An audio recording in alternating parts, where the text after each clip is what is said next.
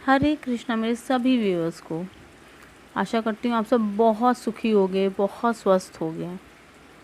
बहुत बहुत स्वागत है आप सबका मेरे यूट्यूब चैनल स्पिरिचुअल गुरु में। और मैं इसकी शॉर्ट रील्स इंस्टाग्राम और फेसबुक पर भी पोस्ट कर दूँगी अपने चैनल्स पे, बट फुल वीडियो आपको यूट्यूब पर ही मिलेगी। आज मैं एक नया सेक्शन लेकर आई हूँ आप सभी के लिए, जिसका नाम मैंने रखा है स्पिरिचुअल स्टोरी। ये एक पॉडकास्ट होने वाला है और इसमें मैं आप लोगों को एक बहुत ही खूबसूरत सी ईश्वर की कहानी सुनाऊंगी। आशा करती हूँ कि आप लोगों को ये कहानी बहुत पसंद आएगी और आप लोग मुझे कमेंट करके ज़रूर बताइएगा कि आपको ये कहानी कैसी लगी। आपको मेरा ये नया जो मैंने स्पिरिचुअल स्टोरी सेक्शन के नाम से ये शुरू किया है, आप लोगों को ये सेक्शन अच्छा लगा कि नहीं लगा, आपका क्या राय है, इसमें क्या फीडबैक है, ज़रूर दीजिएगा कमेंट सेक्शन में। ज़्यादा से ज़्यादा लोगों को शेयर करिएगा और लाइक ज़रूर करिएगा। अगर आप नए हैं तो मेरे चैनल को सब्सक्राइब भी कर दीजिए और बेल आइकन प्रेस कर दीजिए। आज मैं आप लोगों को स्टोरी सुनाने वाली हूँ कर्म फल के बारे में, जिसको हम कह सकते हैं प्रारब्ध। एक बार की बात है, एक व्यक्ति हमेशा ईश्वर का नाम का जाप किया करता था। धीरे धीरे वह काफ़ी बुजुर्ग हो चला था, इसलिए एक कमरे में ही पड़ा रहता था। जब भी उसे शौच, स्नान आदि के लिए जाना होता था, वह अपने बेटों को आवाज़ लगाता था और बेटे ले जाते थे। धीरे धीरे कुछ दिन बाद कई बार बेटे को आवाज़ लगाने के बाद भी कभी कभी ही आते थे और देर रात तो आते भी नहीं थे।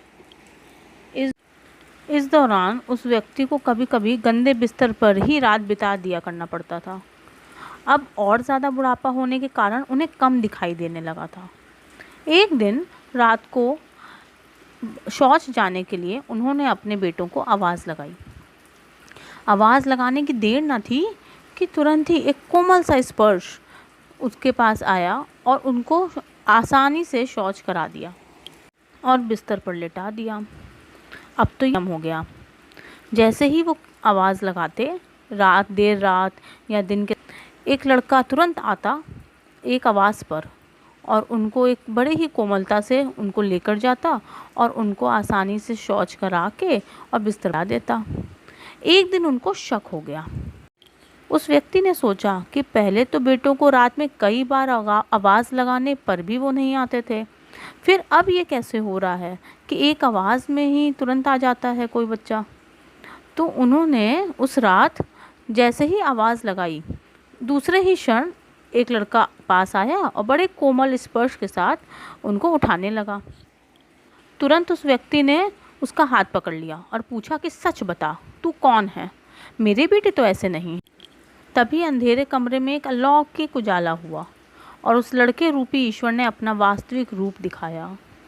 वह व्यक्ति रोते हुए कहता है, हे प्रभु, आप स्वयं मेरे निर्वृत्ति का कार्य कर रहे हैं। यदि मुझसे इतने प्रसन्न हो तो मुझे मुक्ति ही दे दीजिए। प्रभु कहते हैं कि जो आप भुगत रहे हैं वो आपके प्रारब्ध हैं। आप मेरे सच्चे साधक हैं, हर समय मेरा नाम जप करते हैं, सच्चे मन से जप करते हैं, इसलिए मैं आपके प्रारब्ध भी आपकी सच्ची साधना के कारण स्वयं कटवा रहा हूँ। यह सुनकर व्यक्ति बोला कि क्या मेरे प्रारब्ध आपकी कृपा से भी बड़े हैं? क्या आपकी कृपा मेरे प्रारब्ध नहीं काट सकती? आपको आगे सुन के बहुत ही एक अलग ही अनुभव होगा कि प्रभु कहते हैं कि मेरी कृपा सर्वोपरि है, यह अवश्य आप काट है, लेकिन फिर अगले जन्म में आपको ये प्रारब्ध भुगतने फिर से आना होगा। यही कर्म नियम है। इसलिए आपके प्रारब्ध मैं स्वयं अपने हाथों से जन्म मरण के से आपको मुक्ति देना चाहता हूँ। ईश्वर कहते हैं कि प्रारब्ध 3 तरह के होते हैं। आप सभी ध्यान से सुनिएगा। ईश्वर कहते हैं कि प्रारब्ध 3 तरह के होते हैं। मंद प्रारब्ध मेरा नाम जपने से ही कट जाते हैं। तीव्र प्रारब्ध किसी सच्चे संत का संग करके श्रद्धा और विश्वास से मेरी भक्ति करने से मेरा नाम जपने पर कट जाते हैं। पर तीव्रतम प्रारब्ध को भुगतना ही पड़ता है। लेकिन जो हर समय श्रद्धा और विश्वास से मुझे जपते हैं, ईश्वर कहते हैं कि उनके प्रारब्ध मैं स्वयं साथ रहकर कटवाता और तीव्रता का एहसास तक नहीं होने देता। यही ईश्वर की कृपा है, यही उनकी कहते हैं ना कि ईश्वर बहुत ही दयालु हैं, यही उनकी दयालुता है। जो होना लिखा है वो ईश्वर उसको ख़त्म तो कर सकते हैं, लेकिन हमें अगले जन्म में भुगतना पड़ेगा। इसीलिए ईश्वर का जब हम सच्चे मन से जाप करते हैं, हम कहते हैं ना कि हमने उनकी इतनी पूजा करी फिर भी हमें कष्ट झेलने पड़ रहे हैं, पर हम ये नहीं समझ पाते कि कष्ट ना जाने कितनी कष्टों का सामना हमारा करना हमारे किस्मत में था, पर ईश्वर ने ना जाने कितने कष्टों को तो कम कर दिया है, हमें पता भी नहीं है।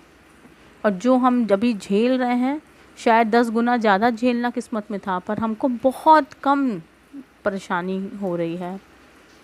ईश्वर ने बहुत चीज़ों से हमें बचा रखा है, तो ईश्वर पर अपना विश्वास बनाए रखिए। राधे राधे।